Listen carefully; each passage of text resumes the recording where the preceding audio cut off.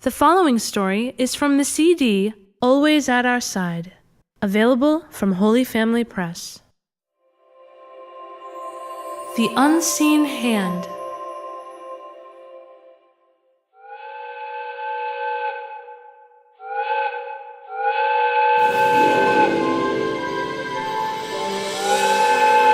The whistle blew loudly, piercing the English countryside, as the 5 o'clock express from Harrogate pulled into Leeds Station.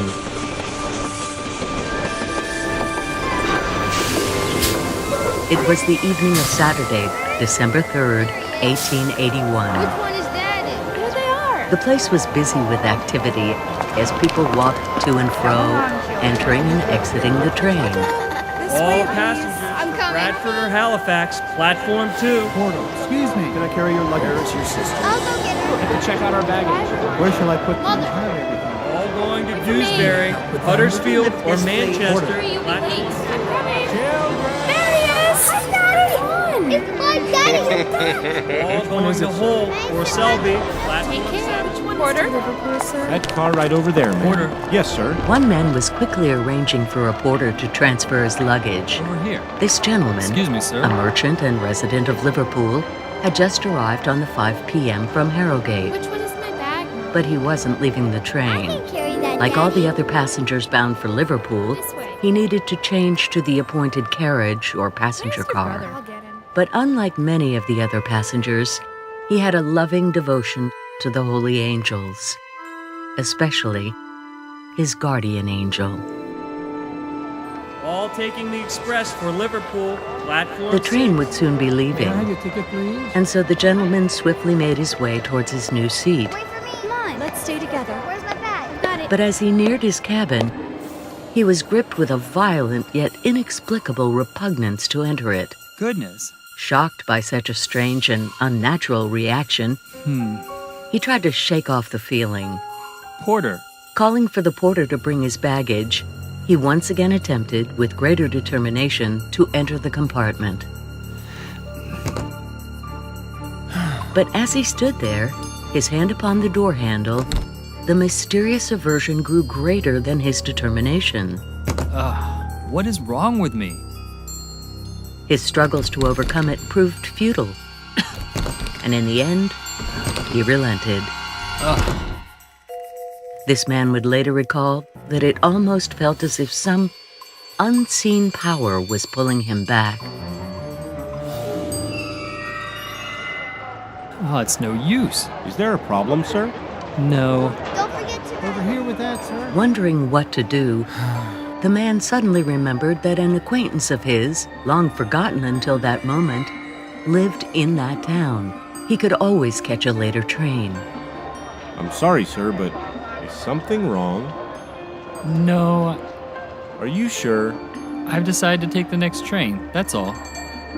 Well, I know for a fact that the next train bound for Liverpool won't be here for another hour. Well, I'm really in no hurry. Perhaps it will be just as well. Hurry, the train is about Besides, I have a friend in the area.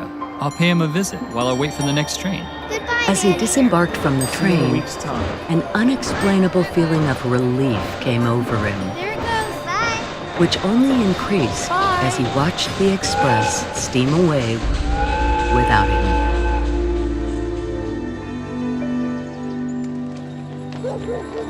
After a long, tiring walk, he arrived at the home of his acquaintance. May I help you, sir? Yes. The gentleman who lives here. Is he in? I'm very sorry, sir. You see, he's out of town. Oh, dear. That's unfortunate. However, if you'd like, I can tell him you were by. That's all right. If you have any messages you would like me to relay, I can No. Really, it's fine.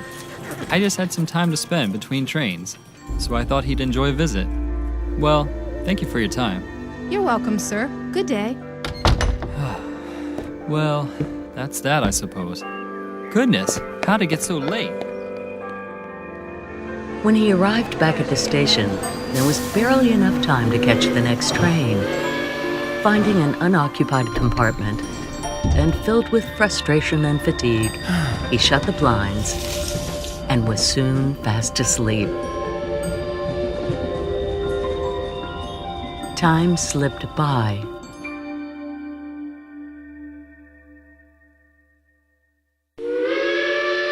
The man awoke. The train was stopped. Half asleep, he peered out. He became anxious when he realized that the train was not in Liverpool, but at a station outside Manchester called Miles Platting. His concern grew to amazement when he saw that it was midnight. 3 hours past the scheduled arrival in Liverpool. Leaning out of the doorway of his cabin, he called to a nearby train guard Excuse me, sir. and asked the reason for the delay. The astonished official answered him in a strange tone. Don't you know? This train is taking on the dead and the wounded. We've had to stop and pick them up on the way. Wounded? Dead? What are you talking about? The train accident, man! Are you the only one who doesn't know? The 5 o'clock from Harrogate to Liverpool. The 5 p.m. express? Yes. Now, if you don't mind, sir, we need to move you to the first Stunned, carriage. the man fell You need back help upon his covering your seat things. as the numbing reality slowly sank in. Later, when retelling the events of that fateful night, he would state, The shock of that moment will remain with me forever. When I first learned what had happened, the strange events of that day began flashing through my mind. My unexpected and violent aversion to getting on that ill-fated train. What is wrong with me? The strange feeling when I tried to board it anyway, almost as if a hand was holding me back. It's no use. The sudden remembrance of that long-forgotten acquaintance who lived nearby. Besides, I have a friend in the area. I'll pay him a visit. That impulsive resolution to pay him a visit, so fruitless, I'm very sorry, sir. You see, he's out of town. and yet so crucial in preventing me from reboarding the train. In an instant, I understood. These incidents, so unusual and so frustrating, had actually saved me from serious harm and probable death. And in that moment, I realized that my survival had not been merely coincidence or luck. I had been saved by something far more powerful than chance. I owed my life to my guardian angel. For I remembered how that very morning, like every other since my childhood, I had invoked his angelic care and protection.